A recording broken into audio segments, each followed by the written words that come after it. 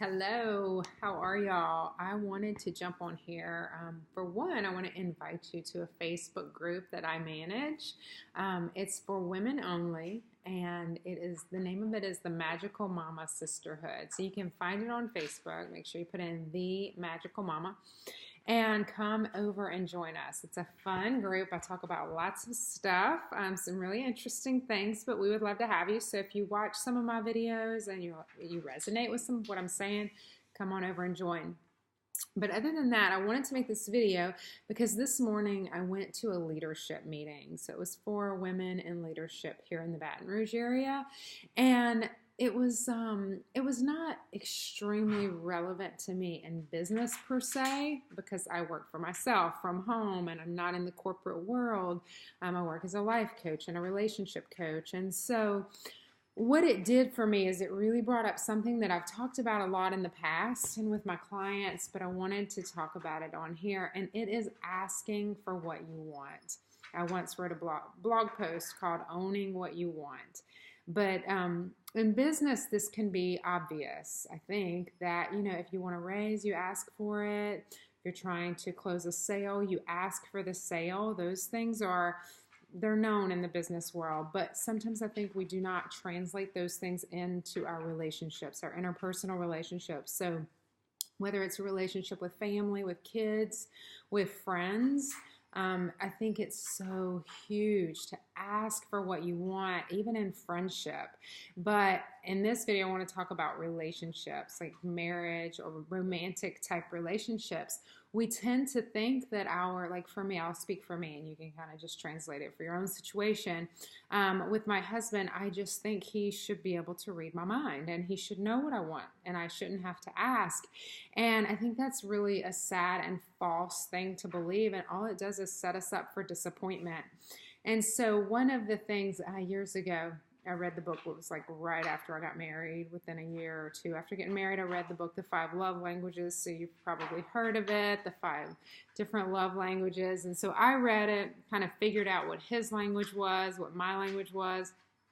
And it was super insightful. So for years, I just thought if my husband would just read this book, he would get me, and then he would do exactly what I need. And so for years, this was like an ongoing struggle, me trying to get him to read this book when he's just not into self-help books. It's just not his job. And so finally, really probably 6 years or so ago, we've been married 23, he read the chapter on mine. And so he read that chapter, and then I just magically thought he was going to start doing exactly what I needed. And so my love language is physical touch, and I remember after he read it for like a week, he was like huggy and touchy and all that kind of stuff. Well, then it went away because it's not his love language, and so it doesn't come natural. And so I realized that for me to get what I want, I had to ask for exactly what I wanted. And so I literally had to sit down with him and say, I need you to hug me for 20 seconds every day. Like, let's be really specific. Let's make this like a business deal. I need the hugs, which you might think is like totally not romantic. It doesn't matter. Like, if you want something, you have to ask for it. And so I asked for that. And guess what? It wasn't that big of a deal, and he started giving that to me. But guess what? He stopped eventually. He forgot. Things got busy, and I kind of forgot too. And then I came back to it. Hey, remember, this is what I want. And so we have to continually ask for what we want, and we can apply that to all relationships. No one can read your mind, and chances are people aren't trying to hurt you by not doing what you need or what your love language is or whatever it is that you're really wanting. So ask for it. Don't be afraid to ask. But let's take this one step further. So we started in business, then relationships. But I think the biggest thing here is that we have to ask ourselves what we want. We have to ask for what we want from ourselves and then follow through.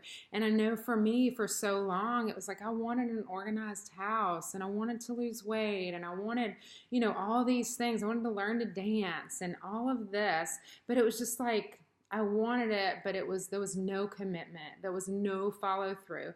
And so for us, to expect other people to follow through with our asking, we need to follow through with our own. Like, we need to ask ourselves for what we want, write it down, and make a plan, and like start moving into what we want. A huge one was for me was to organize my house.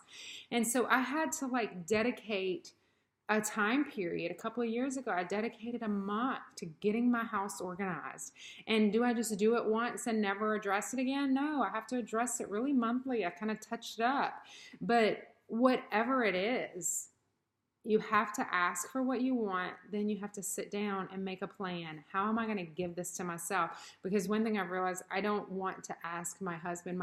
Your husband can't fix you. Your wife can't fix you. No relationship is going to fix you. You have to do your own personal work. You have to say, what is it that I want and how do I get it? Because when you start to honor those things for yourself, the rest just starts to fall in place, because you start to realize you don't need really other people to do these things for you. You can do them for yourselves. So anyway, just wanted to make a quick video about that, and would love to hear your thoughts. And you are more than welcome to come on over to the Magical Mama Sisterhood and hang out with us. It's fun. So see y'all later. Have a great day. Bye.